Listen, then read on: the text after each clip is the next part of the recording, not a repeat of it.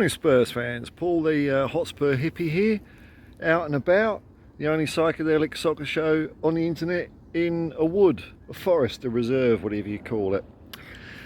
Now, I'm waiting for the football, man, because I'm sensing in the Spursosphere, and I'm feeling it myself, you know, that a lot of the goodwill and good feelings and vibes that Ange Postecoglou has brought to the club already is just being eroded again by the same old shenanigans from those guys up in the boardroom. So not only have we got the Harry Kane saga dragging on, and I'm starting to think, I'll put my tinfoil hat on, I'll take that one off and put a tinfoil one on, that this is all part of their, well, plan. I use the word plan, but I don't think they planned much, was to say, no, Harry Kane's not for sale. Only waiting for them to sell at a higher price so that we can then buy players, buy a couple of centre backs if we're lucky. It's the same old sell to buy stuff, which is a false economy. And really, Tottenham Hotspur don't need to behave this way. Don't need to behave this way. Our owners are acting like Alan Sugar. Alan Sugar. They've built up their own businesses separate from Tottenham Hotspur, coined in a load of old cash there, and not put anything back into the club because, you know, in business worlds, well, Tottenham's a separate thing. Yeah, well, without Tottenham, you wouldn't have this thing over here. Alan Sugar did exactly the same. He's always moaning about Tottenham Hotspur don't make a cent, didn't make a cent, didn't make a profit, couldn't run it like a business. Meh. When in fact Alan Sugar owned Amstrad, who made an awful lot of money out of being a Premier League chairman, and when they sold the rights to Sky, who made the boxes? Who made the set-top boxes? Oh yeah, it was Alan Sugar. So he did make a quid out of it, but that's over here. It's all separate from this bit here, and that's what ENIC are doing at the moment. Tottenham Hotspur's over here, all our lovely money's over here, and you ain't having any of it for football. And I'm getting a little bit disturbed about the situation that Ange Postecoglou is in. There's rumours surfacing now that clubs are having a sniff around Serge Reguilon and Giovanni Lo Celso, which I know Spurs fans have got their own opinions on these players. Not two of my favourites, but they've done well in pre-season, and it looks like Ange might fancy them. So if Ange fancies them, why isn't the club coming out and just saying, no, not for sale, not for sale? There are quite clearly players that do not appear to be part of Ange's plans, namely Rodon. I'd say Ndombele doesn't look very smart at the moment. Jed Spence. We should be offloading these players. We should be trimming down the squad from 36 strong to 25 in time for the start of the new season. And everyone is dragging their heels. There's no captain at the wheel of the SS Tottenham Hotspur at the moment. And if they do choose to sell players that Ange wants to keep, then what does the guy do? You know, he's come to Tottenham Hotspur for a challenge. There's no doubt about it that it is a challenge, but it's starting to look, after quite a promising start, which is where a lot of the goodwill came from, the signings of Vicario and James Maddison, they looked to me like they were signings that had the meaty, manly fingerprints of Ange Postecoglou all over them. So that was a hopeful sign. That was a hopeful sign. But the brakes seem to have been slammed down, and perhaps the players he can keep is now being taken out of his hands. I mean, all this is just stuff and nonsense, you know, what do I know?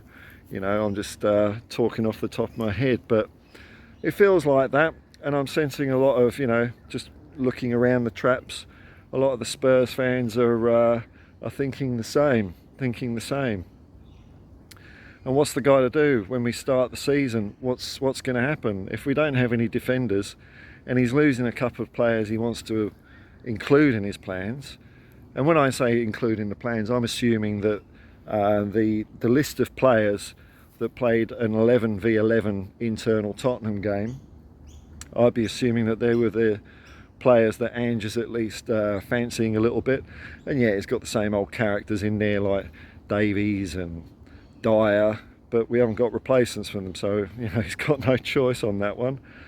I'm assuming they're at least in the reckoning until replacements come in. But the ones that weren't included in that, they're the ones that should be let go. And if we have a squad of 25 players, what are these 11 players going to be doing? Are we really going to attempt to loan them out at the last minute in a half-assed fashion? And then it's just kicking the can down the road, isn't it? We'll get the same old players back next season. I think some of them are on 2-year, 3-year contracts. I'm not sure actually, but it's a problem. And of course, then if they even go out on loan, then there'll be the usual. Levy won't let them go out on loan unless there's an obligation to buy at the end of it. Which clubs, in fairness, why would you want to do that? Why would you want to do that? A loan with an obligation to buy, a loan with an option to buy. Yeah, I can understand that if it works out. But football's not an exact science. If you're doing a try before you buy, it implies a try and you might not buy because you're not happy with what's been given. So I'm getting concerned about this. I'm trying to keep my enthusiasm up.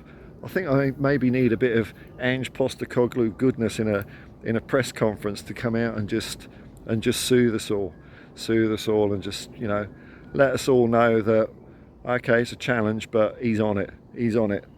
And like I said in the video the other day, Ange Postecoglou, he loves a challenge. But there's a challenge, and there's this, isn't there? There's this where you can't get players in that you want. You're not allowed to let players go that you want to let go. And there's a possibility that a couple of players might be being sold from under his feet just to keep the spreadsheets in balance, because Tottenham Hotspur is not a big club. We don't behave like a big club. No big club behaves sell to buy. They buy in first and then get rid of the ones they're replacing. That's what you do, but not at Tottenham Hotspur. So there's still time. Who knows what's going to happen in the rest of this window, but it's going to be a shaky start to the season, I think. Even if we get a change of personnel in now, it's going to take time for players to bed in and get used to the club and Ange's methods. So we'll see what happens between now and Christmas, but I hope the board at least stick by Ange, because they're the people that have put him in this position, as they've put every manager in since they've owned the club. They put these managers in very, very difficult positions, and then when it doesn't work out, the manager gets the boot. And I really don't want to see that with Ange Postecoglou, because I think he's the man for the job. But still a few days left, Things can all change. We'll see what happens with the Harry Kane Bayern Munich summit. Looks like it's going nowhere, doesn't it? Instead of us attracting him to stay by showing ambition and having a bit of a squad turnover, I don't think he'd be thinking of going. Oh, Kookaburras, are Arsenal going to win the league? They're laughing. At least that's something to look forward to. Arsenal choking year after year. That'd be great. Anyway, I'll be back a bit later on a live stream.